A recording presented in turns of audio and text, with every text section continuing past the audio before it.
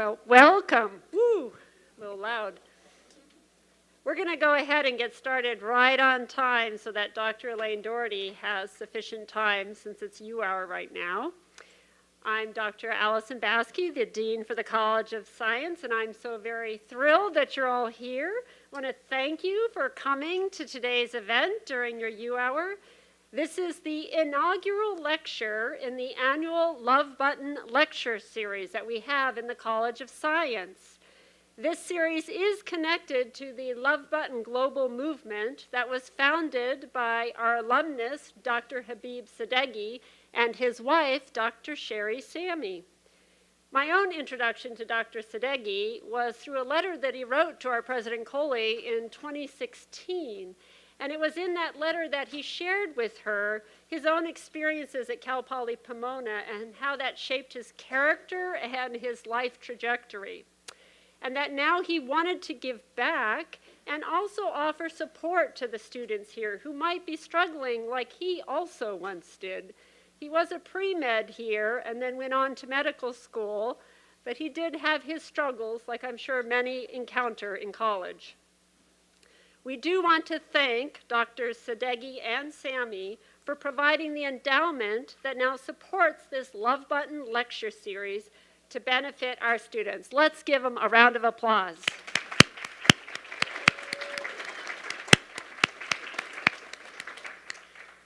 Dr. Sadeghi and Sammy, they'll be tonight at our second evening lecture, but we are being taped, so you are forever history on the web that they'll know you all were clapping loudly for them. Today's presenter is Dr. Alane Daugherty. She's a faculty member in the Kinesiology and Health Promotion Department. She has taught for an amazing 29 years here at Cal Poly Pomona, and actually grew up on campus because her father was here, and he was even the coach, right, of the football and wrestling teams. Now, Dr. Daugherty's research concerns the psychophysiology of emotion and the importance of the mind-body-spirit dynamic.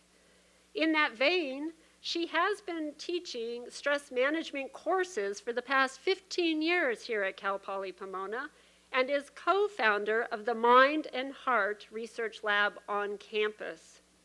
Recently, she has been working with Drs. Sadeghi and Sammy to develop this lecture series, and we are so pleased that she has agreed to be our inaugural speaker.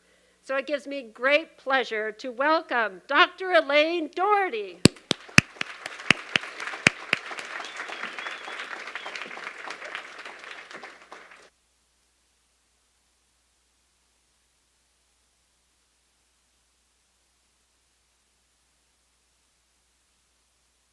Grateful to be here. I'm so grateful to see everybody here, and I'm especially grateful to Dean Baskey and the College of Science for supporting this and for being open to really finding a fit. When Dr. Sadeghi wrote President Coley a letter, it was kind of like, where do we find a fit for him? And we found a fit in the Mind and Heart Lab, and I'm very, very grateful. I'm so grateful for Dan Griggs and for Melissa Martinez and all the hard work in putting this on, and I'm also very, very grateful to you guys for all being here.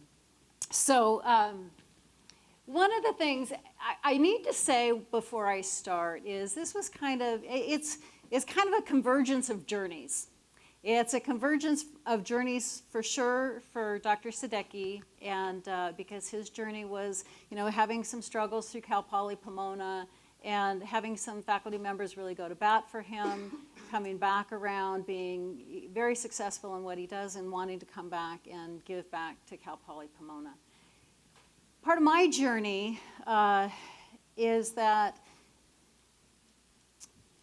when I was young, I always knew that there was something really important about the mind-body connection. When I got time to go to school, there wasn't a discipline that really addressed that. That was kind of before the discipline of psychophysiology, and nobody was really talking about that. So I kind of, do I go psychology or do I go physiology? Do I go health and fitness? And I kind of went the health and fitness route, and I was about as healthy and as fit as you could be. I'd run a ton of marathons. I was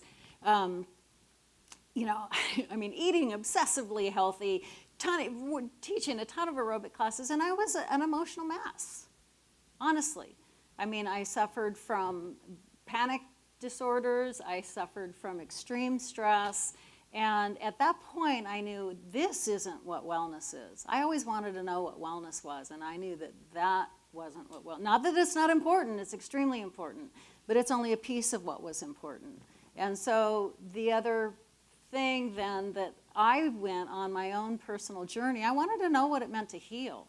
And so I threw my whole life into this personal journey of what it meant to really be well, really be well.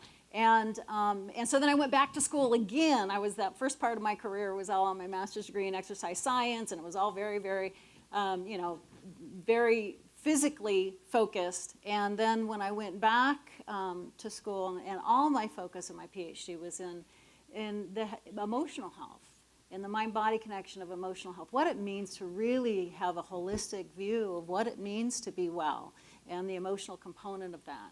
And so, so what I share with you today isn't just about what I've learned academically, and I need to say that because I think sometimes I've had students before just say, oh, you don't know, you learned it in a book, but you have no idea what it means to struggle with anxiety. And I gotta tell you, I know firsthand, been there, done that, don't want to do it anymore, and really now spend, my whole kind of vocation came together in trying to help other people through the process.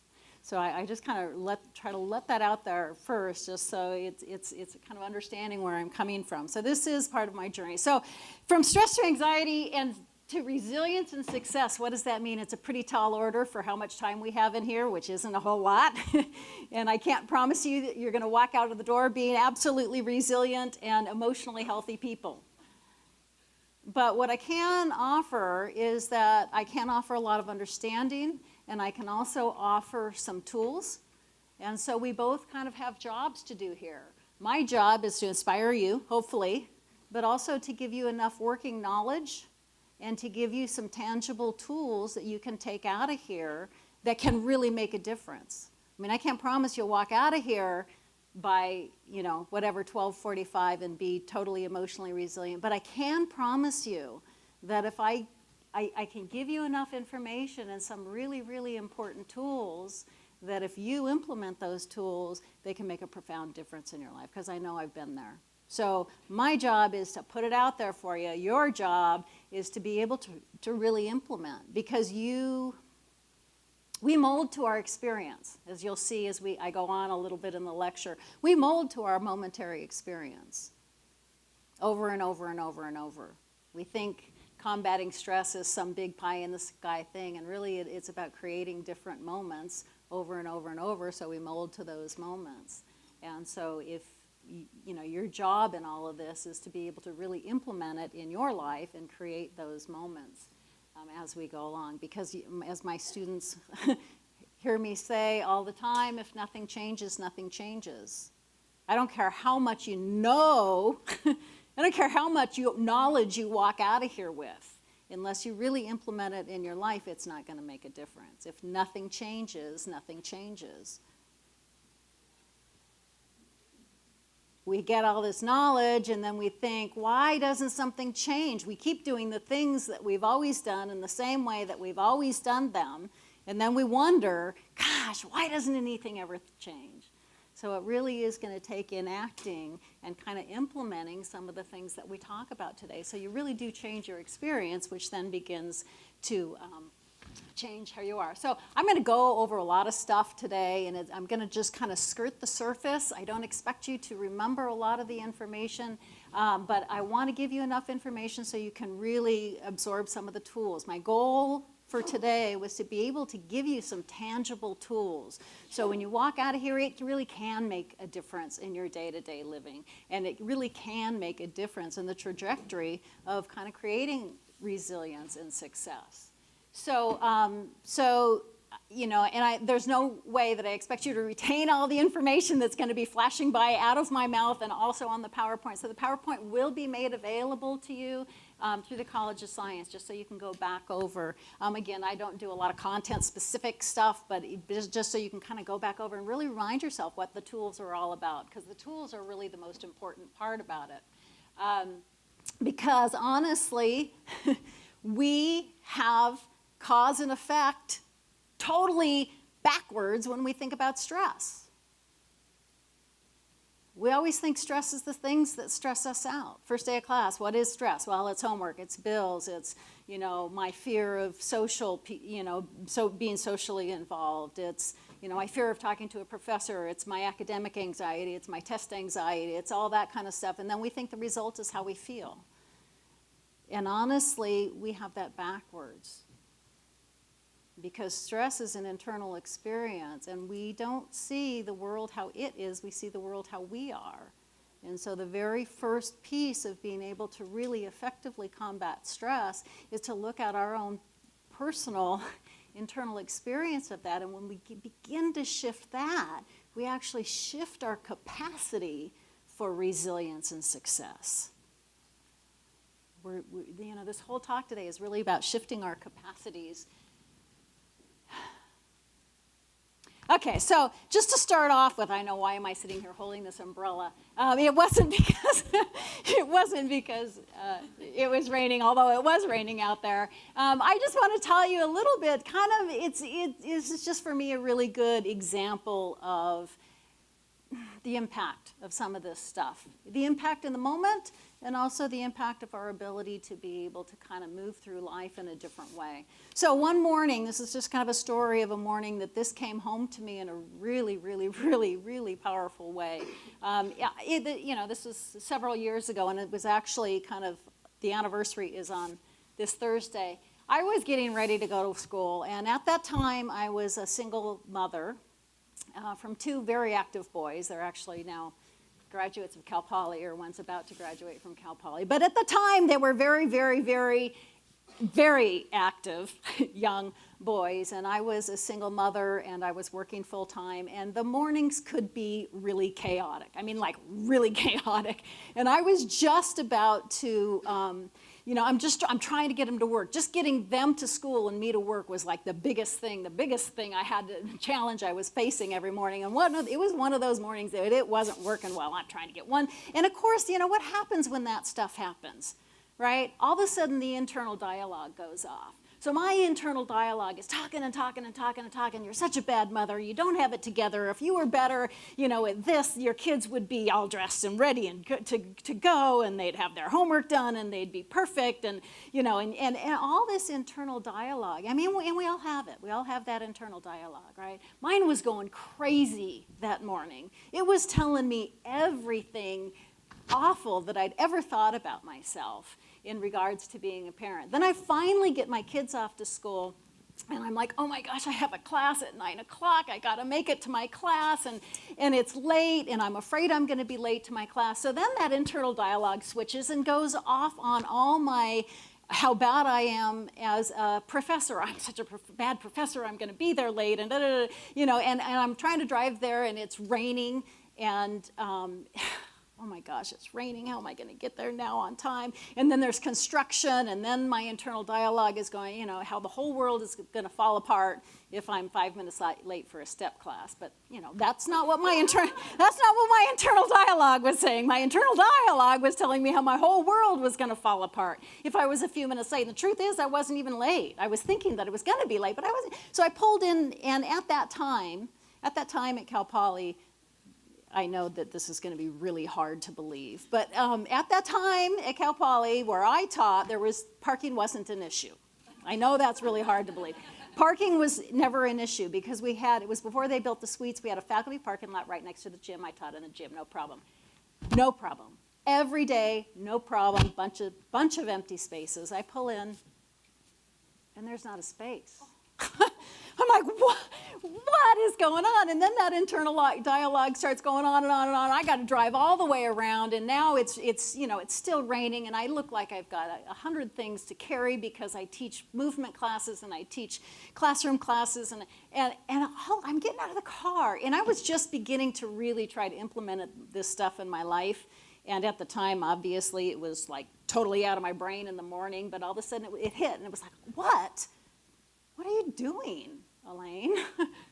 What are you doing? Just bring yourself present. Pause for a minute. Just pause, take a breath. Bring yourself present. What's really going on? Okay, so it's like, I just took a couple deep breaths, and it's like, what am I doing?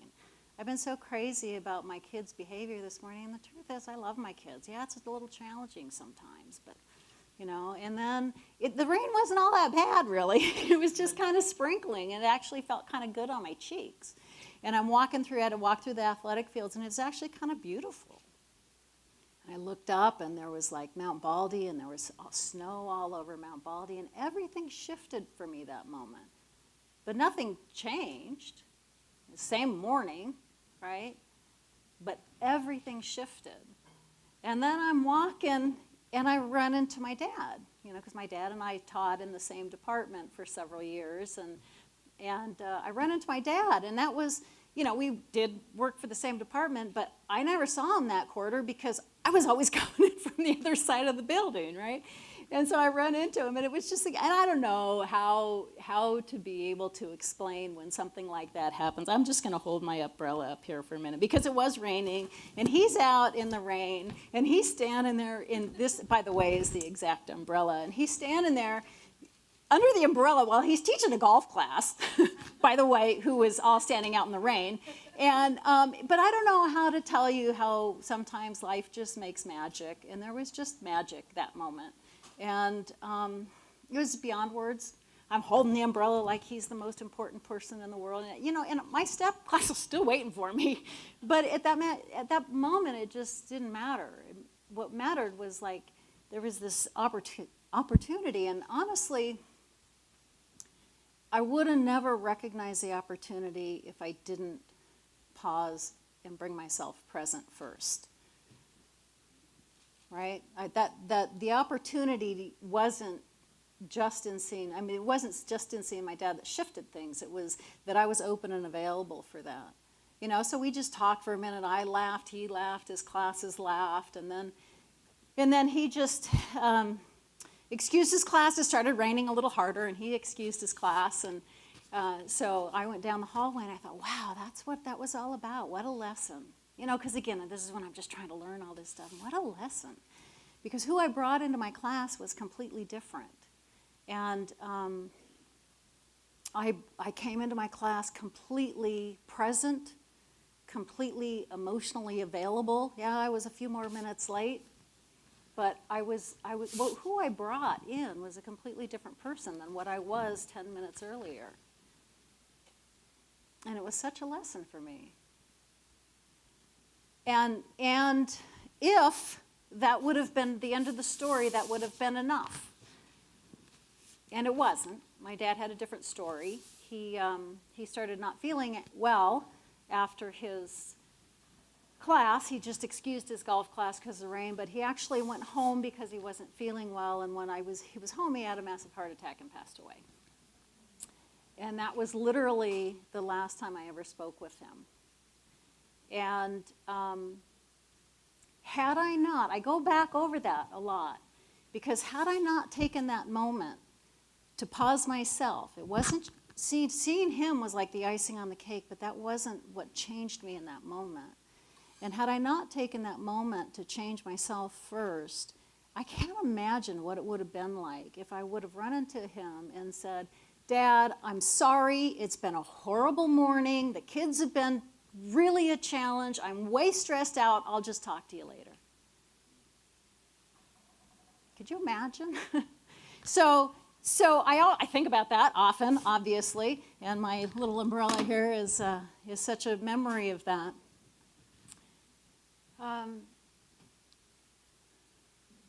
So we have two ways of being and seeing in the world. And you can't, this is kind of me that morning, right? You can shift from one to the other, but you can't be into both states at once. So let me just talk a little bit about that. You are living in this human system that you live in.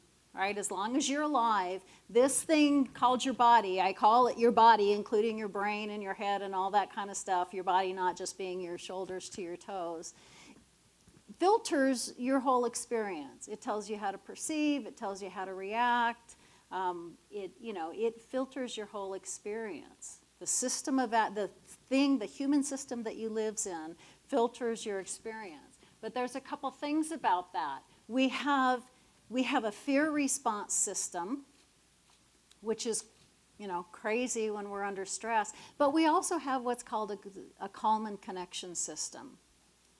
And physiologically, you can't be in both drives at once. You can't. And we had to have both drives to survive as a species. You hear all the time about your fear response drive, all the time, right? Your fight or flight, your fear response drive, and it's all about just calming that drive. That's part of it. But the other part of it is we have to have what's called your calm and connection system to survive as a species as well. We had to, create community, love people, protect loved ones, to also be able to survive. Now, when you're in your calm and connection system, they both have very, very distinct physiological imprints. Okay, I could measure you in your calm and connection system. I could actually bring you down to the lab and measure you right now, and your brain waves would be one way, and your heart waves would be a certain way, and your biochemistry would be showing you were under stress and anxiety. Or if you were in your calm and connection system, it would be a completely different physiological imprint. And there's really a couple important pieces here. So every moment of every day carries a physiological imprint of what you're experiencing, what you're thinking about, what you're anticipating, what you're feeling, what you've been carrying all morning, what you're anticipating. Every moment of every day carries that physiological imprint. But the biggest piece of this is you are a system of adaptation, meaning that you're constantly adapting to whatever momentary experience you're having. You're constantly adapting to whatever momentary experience you're having. Okay, so it's not just about, sometimes we'll just go crazy and just go, let that inner chatter go and go and go, and we don't understand how harmful that is to us, because we are adapting, you are changing every moment of every day. Every moment of every day you're transforming. The problem is, most of the time you're transforming to more of the same. That sounds kind of contradictory, but it's not. Every moment of every day you're transforming.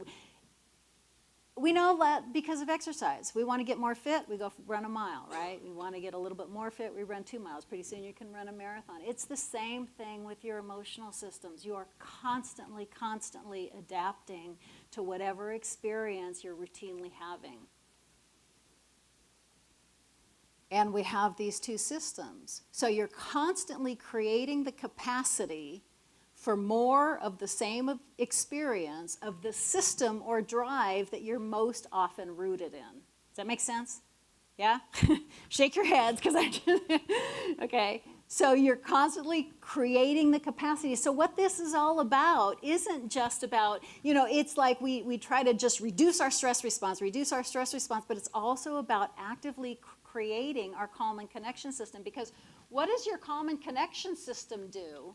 Is your calm and connection system, I'll go to positive thinking, doesn't work in a minute. Your calm and connection system helps you see expansiveness. Your fear response system restricts. So when you're when you're in your calm and connection system, you feel good, you have solutions to problems. Part of this is resilience, part of this is success. When you start coming to your life from a calm state, there's research that shows you actually see more expansively. You see solutions instead of problems.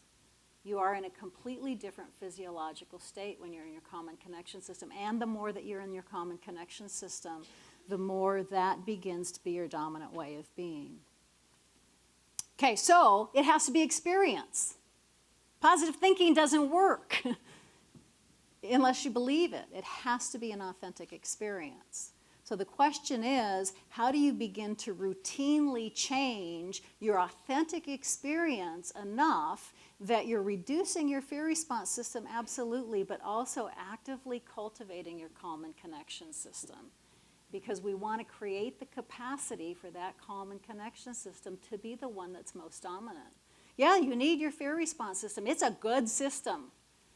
It's a good system. We needed it as a species to survive. But we no longer have to keep running away from the big tigers that are going to eat us. My students say you shouldn't run away from a tiger. But okay, but anyway, right? But now our stresses are unrelenting, and our fear response system is unrelenting. Unless we find a way to begin to reduce that and authentically cultivate our calm and connection system, then again, we're just creating the capacity for more stress. So resilience and success are trainable capacities. They're absolutely trainable capacities. So I'm going to do this really quickly, and again, I don't expect you to get all the pieces of this, but every moment of every day you're perceiving, and you're perceiving from your past experience, okay? You get programmed for past experience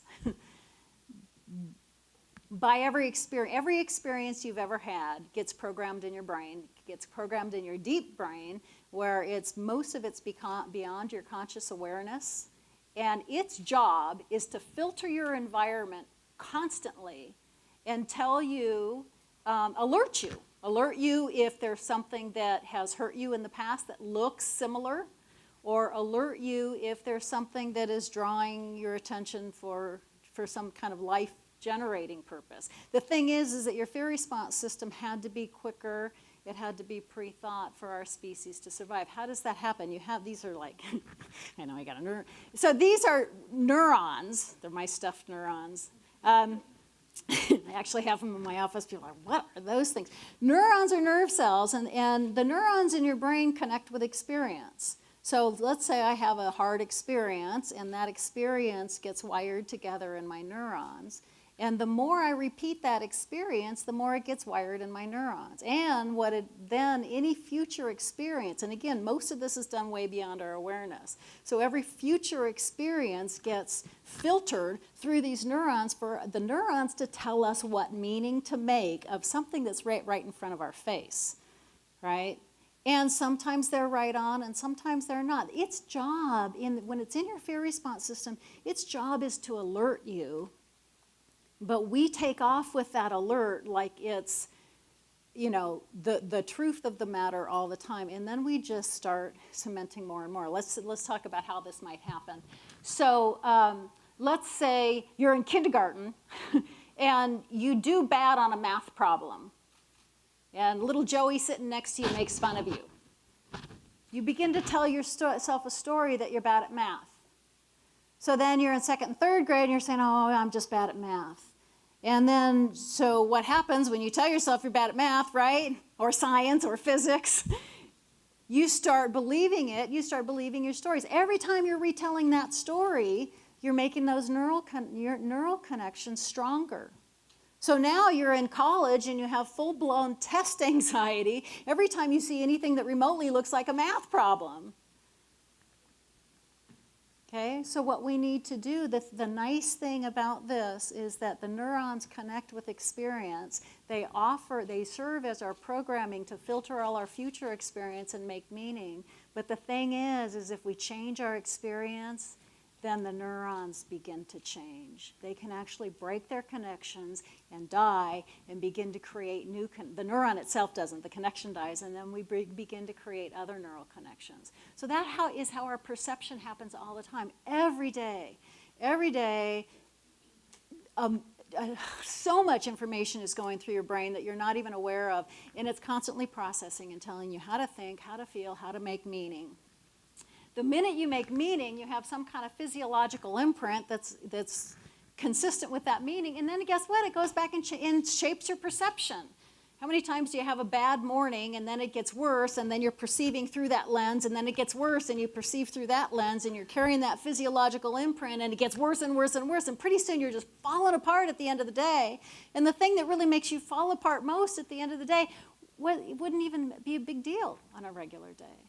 So we're constantly seeing through our physiological imprint. So this, I call it the spiral of becoming. This can be an upward spiral or it can be a downward spiral.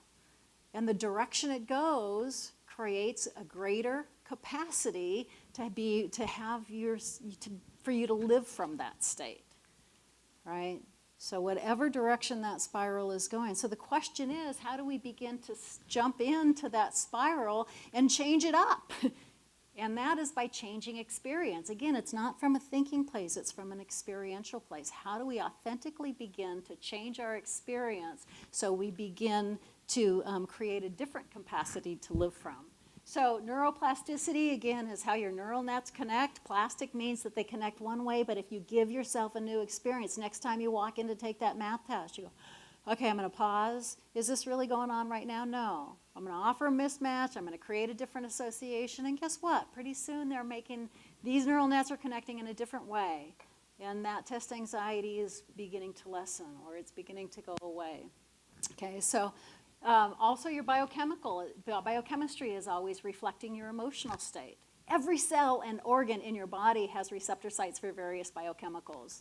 And the biochemicals of emotion are huge and numerous. And they respond to your thought process, they respond to the stories that you tell, they respond to your inner chatter.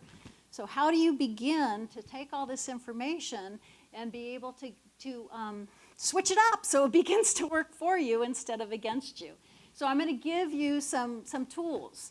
And again, that was my hope for you to take away some tools to begin, because the more you change your momentary experience,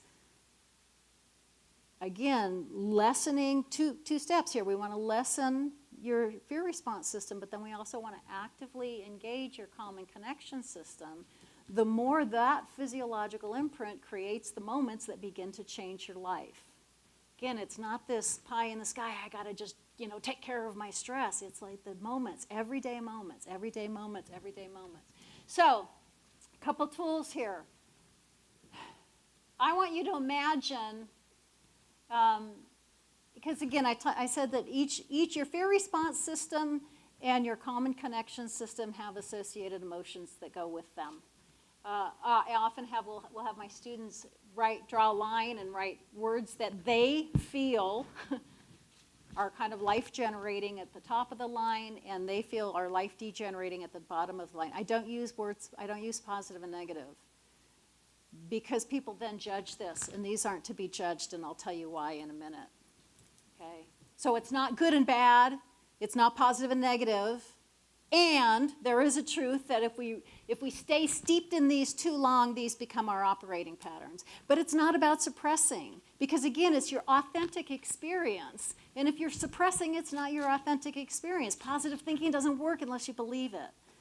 Okay? So there's a couple tools here. I just want to talk about the top first. So I always say shift when you can, heal when you can't. When you can, sometimes our thought process is just an easy shift. I was driving to work. I think it was the first day of school. And it was the day after the whole full moon eclipse thing. And the moon was up really late, it was slow in its process or whatever. So it was during the day, during the morning periods. And I'm driving the first day. I'm thinking all this stuff about starting the new semester and da-da-da. And I look up, and there was just this gorgeous full moon, right, beautiful in the sky in the morning. I mean, it was just amazing. So sometimes it's just an easy shift. Sometimes it's as easy to focus on that full moon as it is to focus on all the things that are driving you crazy. For that morning with my dad, it was an easy shift for me. It was just like, oh my gosh, what am I doing? Let's see if I can just shift. So shift when you can, heal when you can't.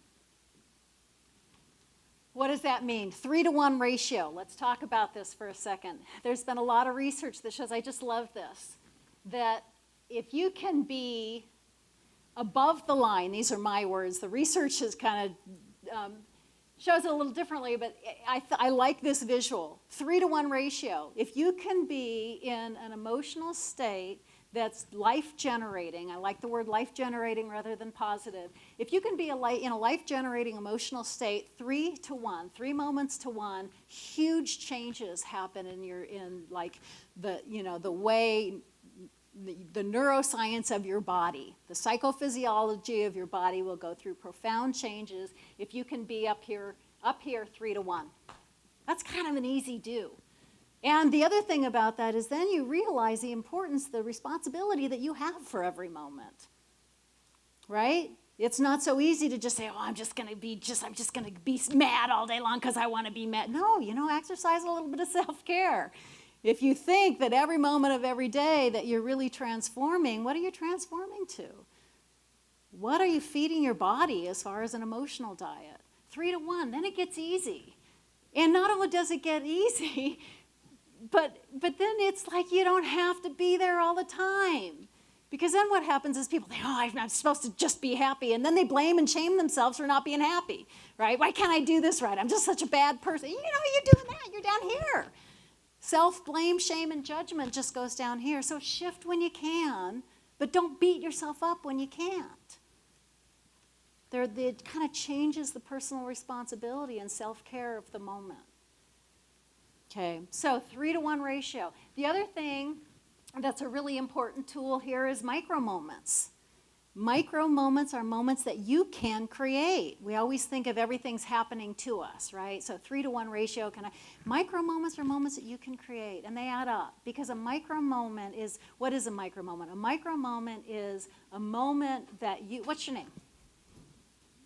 Judy. So if I just have a meaningful conversation with Judy, just for a moment, and it's really meaningful, my oxytocin is going to change. Her oxytocin is going to change because that's a bonding and connecting hormone. Oxytocin is the opposite of cortisol, which is a stress hormone. What does that all mean? That means just creating little moments during the day, create enough of a biochemical change in your body that it actually begins to start creating long-term adaptations.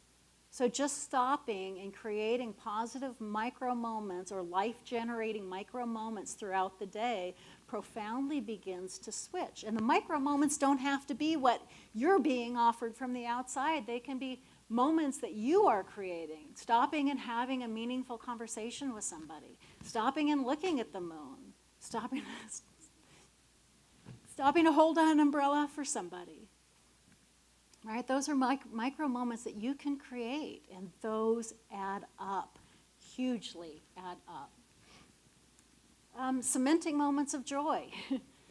we all experience moments of joy throughout the day, but sometimes they're just so fleeting. And there's something about bringing awareness to those moments of joy that actually, again, cement those in your psychophysiological state that increases your capacity to live those moments more often. So not just creating micro moments, but then the moments of joy that do happen, stop and cement those. It's like you're trying to change the programming that runs your body and your mind and the whole complex of this human system that you live in, just by cementing micro moments of joy. Break the chain of stress. That morning with my dad, I was stressed out. I needed to break that chain. So the tools I first gave you were kind of tools for like just choices that you can make in the moment. What about when I am stressed out? The power of pause is huge. Most of the time we react and we keep reacting. There is that moment of pause. Now, if my neural nets here are reacting in the way that they always react, and then I react emotionally the way I always react because my neural nets are connecting the way I always, if I just pause, guess what? It breaks their connection. Just by a pause. Because I'm offering a mismatch of how I usually respond. Just that moment of pause. That morning with my dad, the very first thing I did, and this just happened, thank God, was just pause. Gosh, Alane, just pause for a moment. Just that pause in the moment of stress breaks that chain reaction. Another really powerful tool is present moment awareness, and especially if you suffer from anxiety, this is huge. Present moment awareness grounds you in the present moment. Because usually when you're suffering from anxiety, either your mind or your body or both are just reacting to something that's not going on in the moment. So present moment awareness brings all your awareness really focused on that moment. And again, so what's happening? These neural connections that go off the way they usually go off aren't going off that way because you're giving them something different. I started looking at MindBody, and all of a sudden the neural connections that were telling me I was a horrible mom, a horrible professor, now are over here. Wow.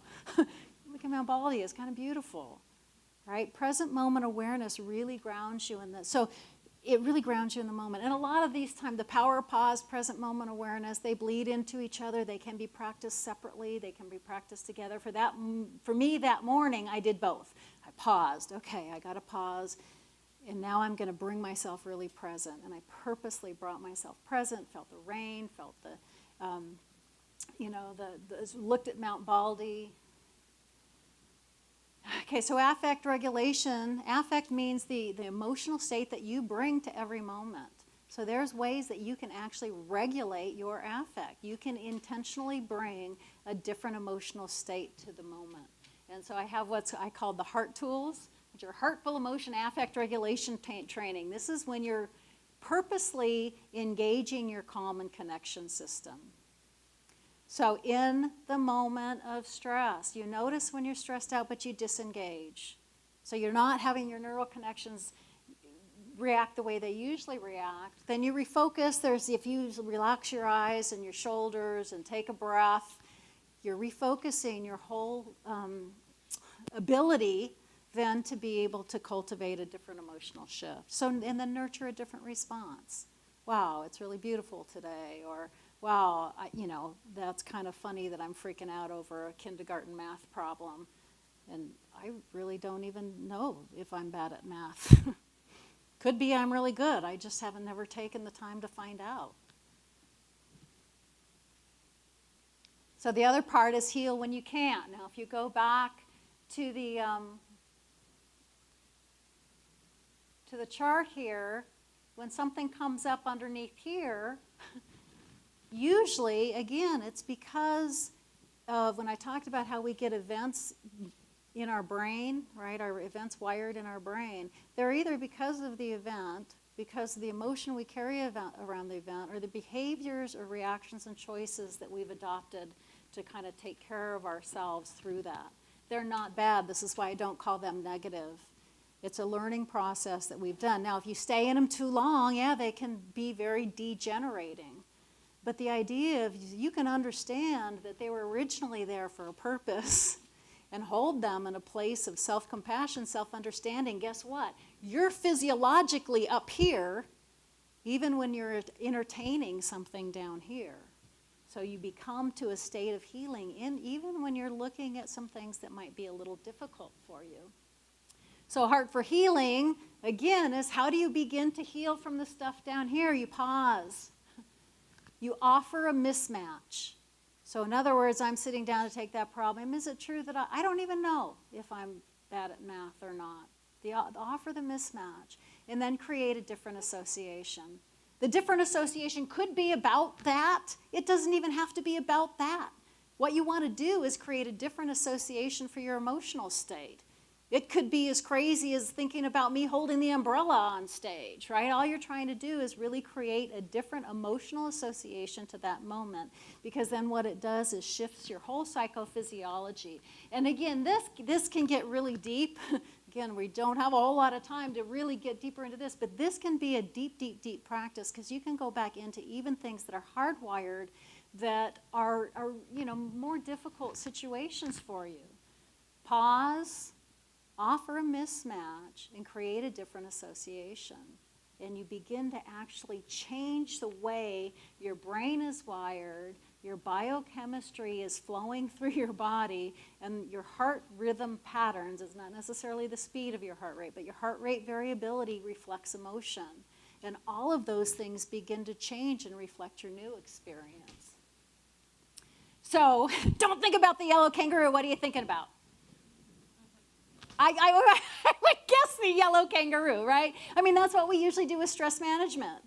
Stress management is, okay, don't think about, we got to change your stress, we got to change it, and the stress is the focus of it. Anything that you focus on persists.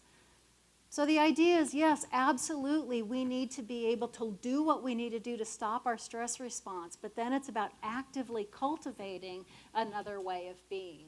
Actively cultivating your calm and connection system. And then it's from those states that you see possibilities. It's from those states that you develop resilience. Okay, so back to my dad. I just got to get this umbrella back here. So again, even if you just have to hold this. One of the things that happened when Dr. Sadecki had written the letter to President Coley, it was kind of like, let's find where this really works, and I was brought into the conversation. And I think this last piece is that when you activate your common connection system, you never know what impact it's going to have. And this is all funded by the Love Button movement about creating love, creating kindness in the world. You never know. And I was thinking about this the other day, and it was like I just had this flash of experience, of a memory, was that I was walking out. This is when I was a student, and I was walking out of the gym one day with my father, and this young man comes. I haven't even told Habib this yet. This young man comes up to us and has kind of a conversation with my father, and walks away. And my dad says, this is a kid that's struggling right now, but he's a really good kid. He's a really good kid. I'm going to write him a letter. I'm going to go write him a letter because he's had some troubles here at Cal Poly. And turns out, I didn't know Habib. We were students at the same time, but I didn't know him. And turns out, when he walked into the dean's office that day, he's like, Daugherty, I recognize that name. My father was actually one of the people, one of the faculty members, that wrote him the letter to help him kind of work through his struggles here at Cal Poly, which really ended up to be, a life-transforming experience for him. You never know when a kindness that you extend to somebody is going to come back around in a really big way, And so, this is all about, funded by the Love Button, but also about really encouraging you. How do you create resilience? How do you create success? Reducing the stress in your life, but also activating your common connection system. And you'll never know. You never know the transformations it's going to make. And I know in my life, I would never want to be in that place again where I was afraid to go out of the house. And just to be able to be in the emotional state that I most often exist from now, not all the time, but most often exist from now, is like night and day for me. And it was all from these tools. So thank you.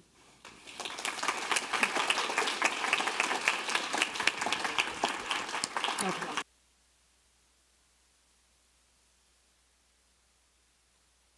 Did you find that a powerful story? That micro moment, oh my gosh. I was almost in tears down there. Anyway, can we give another round of applause to Dr. Alane Daugherty?